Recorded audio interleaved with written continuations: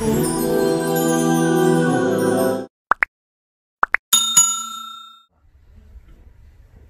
علای میرگون میگه اسوه حسنه، حیات زیبا، حیات با سعادت،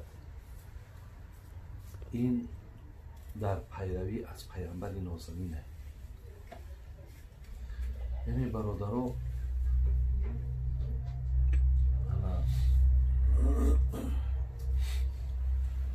ما همون گوییم بهترین پند، بهترین نصیحت، بهترین اون چیزی که برای ما لازمه ما در پیشمون داریم، ولی افسوس که همون را یا نمیبینیم یا هیچ یک مقصد توجه به همون نداریم، یا یگان بارم داخل همون خانه نمیشیم. حالا که مهمه که ما باید در آمده ببینیم که مقصد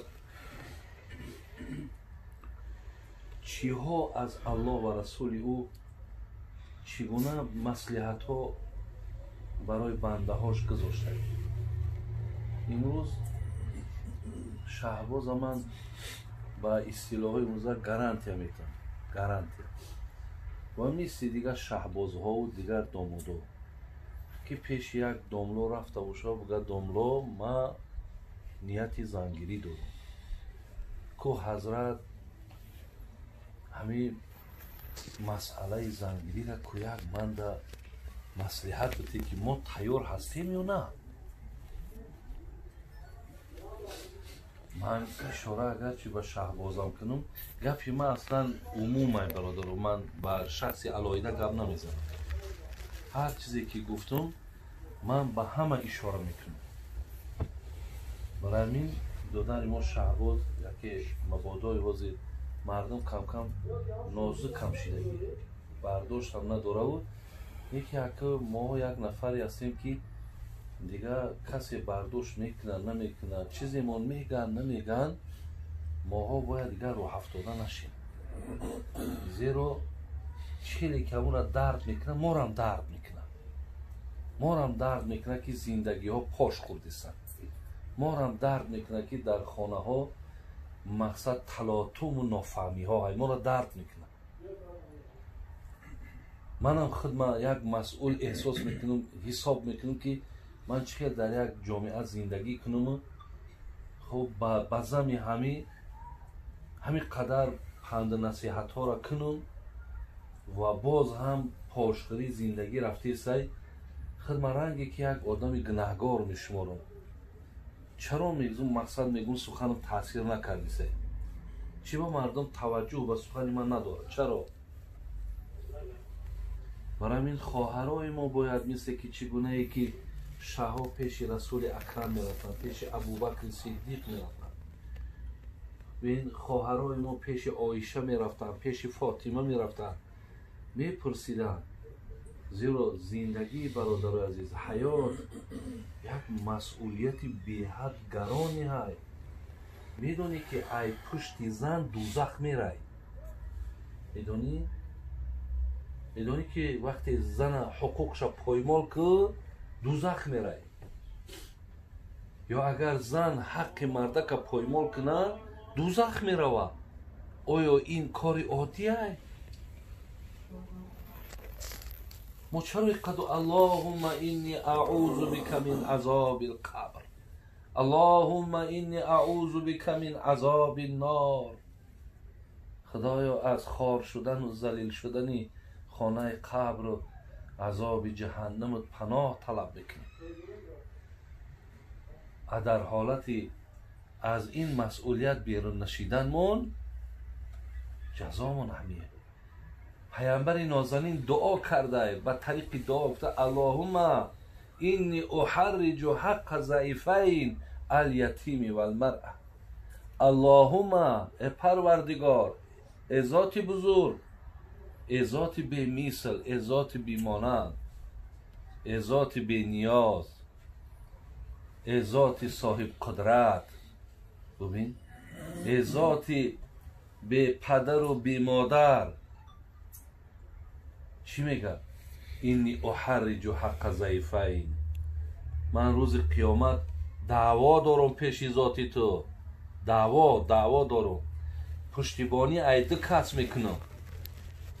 یک ده ایکی ها الیتیم و المرأه، کسی دنیا در حق یتیم خورده، کسی در دنیا زنک حقش پایمال کرده، من الله در شکایت میبرم که این دو نفر جزاش بده. برادر عزیز، این کار عادیه. پیامبر وقتی ببراید دعوا کنه بود بگه این دو تا جنایتکار بیارین که اینا در دنیا جنایت کردن. چی جنایت کردن؟ حق یتیم خوردن. چی جنایت کردن؟ زنه که حقش پایمال کردن. کار عادی بوده برادر عزیز. های تیفت بکشم بیارن که این در دنیا زنه که تماما به حقوق کردگی بود. این تماما زنه که مقصد هیچی آدم هم نمیشماری. از این لحاظ از این آیا آشکار نشید که مسئولیت زندگی مهم بوده؟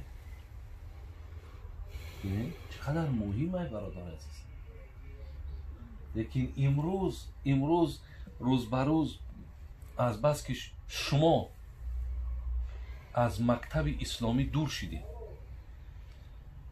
از شنیدن قال الله و قال رسول الله دور شدید، انا بعد دهنهای شما امروز پیدا کرد چیترم فلان تیترم فلان اولا برق 1000 طلاق، همه ای حساب به توفیقی تونه، ای حساب اندیشه نکردن روزی در پیش داشته نیست. اندیشش هر کاری که من میکنم برای چی حضرت عمر رضی الله عنه خاک پاشه، چرا مقصد بیگاه که میشید اینجا در هر کار و بارشا می نویسان دره در همینجا خواب کو میبینه هر یک کارشا مقصد یگان کارا که نادرست به دستش که دست آداب میته. برای چی؟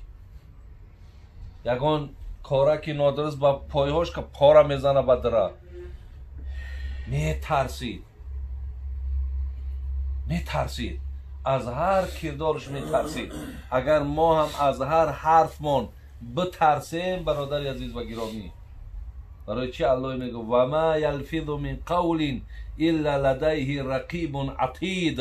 الله را بید از سوره قاف و ما یلفظ من قول الا لدیه رقیب عتید.